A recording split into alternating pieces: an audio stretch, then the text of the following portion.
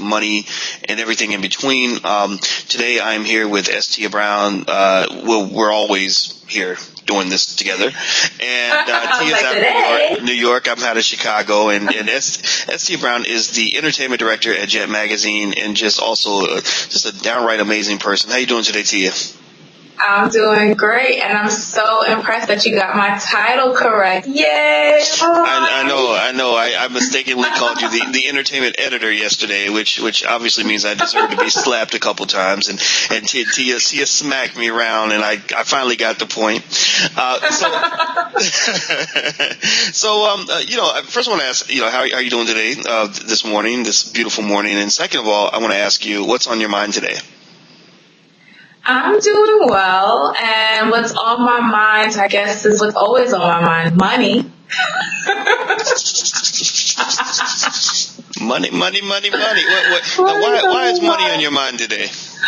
Well, yesterday we did a great discussion where we were talking a little bit about Kandi Burruss and prenup and getting married, and that kind of segued into us talking about this expectation, and this was offline, of men as being financial providers and the people who are responsible for the financial security of a relationship, and just the pressure that puts not only on men, but also on women. So that's definitely the topic that I want to talk about today. Yesterday, during an off conversation, you talked a little bit about money and sex and men all kind of being integrated. And, I don't feel that that's necessarily the way it should be. But I wanted to hear your thoughts. But of course you don't feel that way. You're not a man. You are a woman. So, we have Mars and Venus, right? We speak different languages sometimes. We value different things.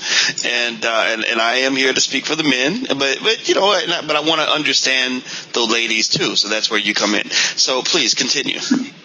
Well, I appreciate you being open to learning. Yes, I am the first to admit how ignorant I am on so many things, and I raised daughters, and I learned that I learned a long time ago that understanding women is a lifelong process for most men, and I'm willing to admit in some areas I might say to one of my girls, look, I might be a caveman, I might not understand where you're coming from, and I may never agree with you, but I want to hear you out, and I really want to put myself in your shoes and understand what you're saying, so that even if I don't agree with you, I can at least understand why you see the world the way you see it. Because we get stuck in this idea that there are these universal truths that I'm going to fight you and get you to understand that my way of seeing the world is the right way, and that's just wrong. That's just wrong. Right. That's like looking at a funny shaped building from different sides and saying that the shape I see is the only shape the building can be. No, it depends on the perspective. It depends on the side of the building you're standing on, right? So stop getting it. People have to stop getting into these universal truths, like I know the truth and you don't, and I'm going to tell you why you're wrong. No, I don't agree with that. I hear you. Well, I'm not going to say this is a universal truth, but I think it's an expectation in most households that's passed on, and maybe in society in general, that men are expected to be better financially and be financial heads of households. And for me, this becomes an issue because in society today, I think there are a lot of double standards that don't necessarily benefit women. One of them is that now, not only are we expected to be, great in the household, cooking, cleaning, bearing children, we're also supposed to be great career-wise, right? Especially in the African-American community. We hear tons of studies that show that more African-American women are going to school, having great careers, and bringing the money home. That said, once home, often we are still expected to hand over that check to the mister and let him take over everything. And, it's not something that always works to the benefit of the couple. So for me, I definitely think, when I'm talking to clients, when I'm talking to my friends, I always discuss how do you create a financial situation that's beneficial to the couple, meaning that both people's needs are met, but you also have to think about yourself long term. What is going to make you feel financially secure? Because the truth is, just because someone has a penis doesn't mean that they're the best person to decide what goes on with the money. And I don't feel like it's fair that you have to go out, get a check, and hand it over to somebody. let's at least have a conversation. What do you think? Let's ask that question. I mean, in a modern relationship, how often is a woman expected to get a check and then hand her check to her husband? Now, she might be expected to go out and earn the check, but do you really believe that in most marriages, most relationships, the woman is expected to come home, like her man is her pimp, and say, here you go, here's the money, daddy, do what you want to do with it? I mean, do you think that happens very often now? Absolutely. Now, and I don't mean literally you're putting the check in hands. What I do mean is that there's this perception that the man's way and his decisions made and how the household money should be delegated is supposed to be the top. We always hear submission. One of the things we don't talk about is submission is that a person should be worthy of being submitted to, right? So yes, I do feel like you go to work, and I have this conversation with a lot of friends. You go to work, you have a joint account or however you guys do it, and it's still expected that the man has the final call on what to do with the money. And it can become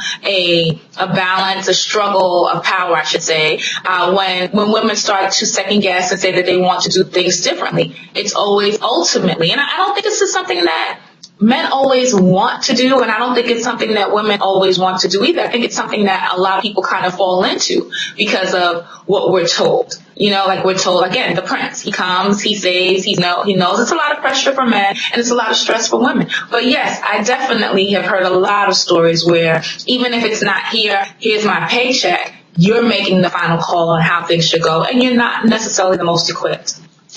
Well, I would say that I'll go back to your point where you said that if you choose to submit to someone, obviously it makes sense to ensure that they are worthy of being submitted to. And I think this vetting process begins long before you ever say I do to your first date. I'm not talking about I do to marriage. I'm talking about I do to your first date.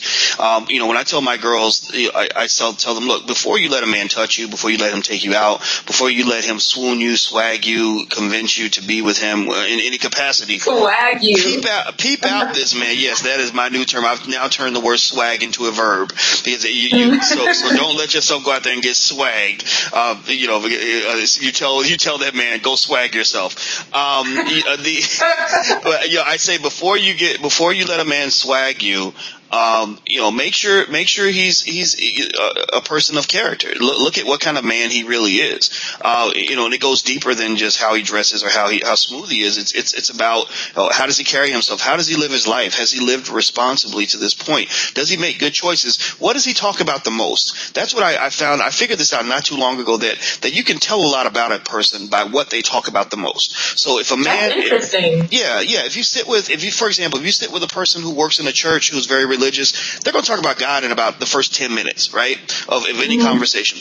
If you sit with somebody who loves money, they're going to talk about money all the time. If they're watching television, they might watch certain types of shows that lean in a direction that tell you what's going on inside of them.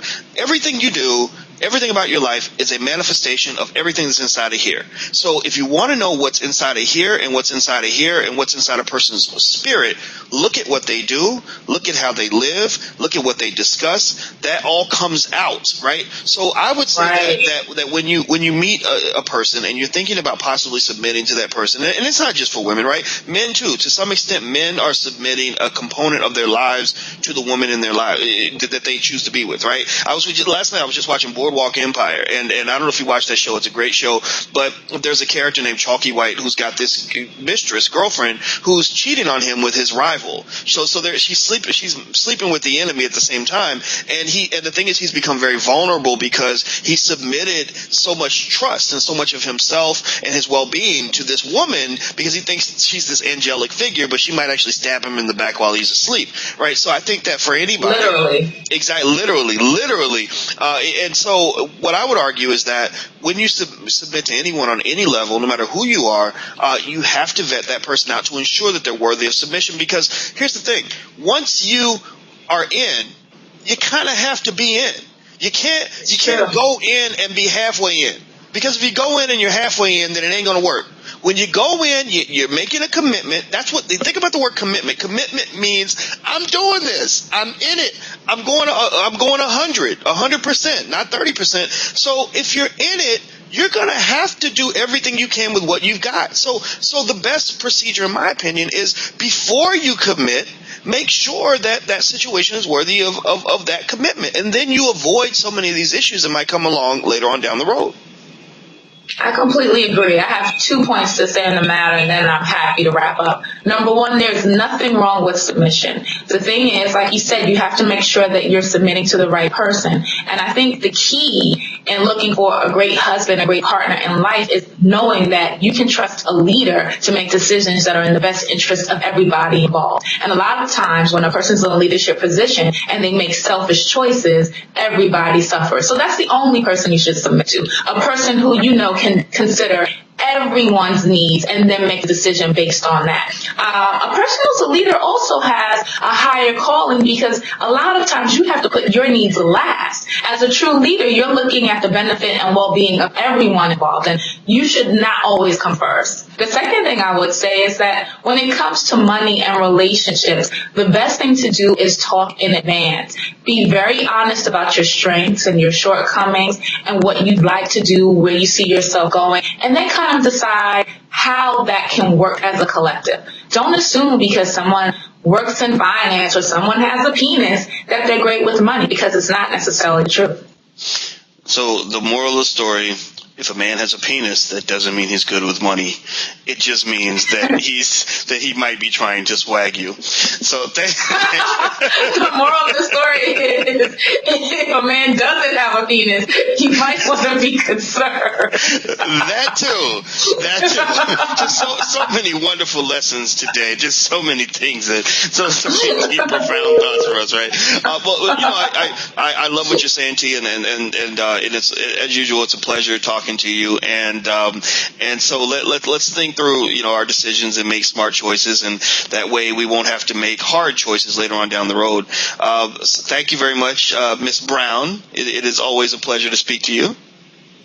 I know. It's the little things in life that I do to make people happy, like talking to you. I'm just playing.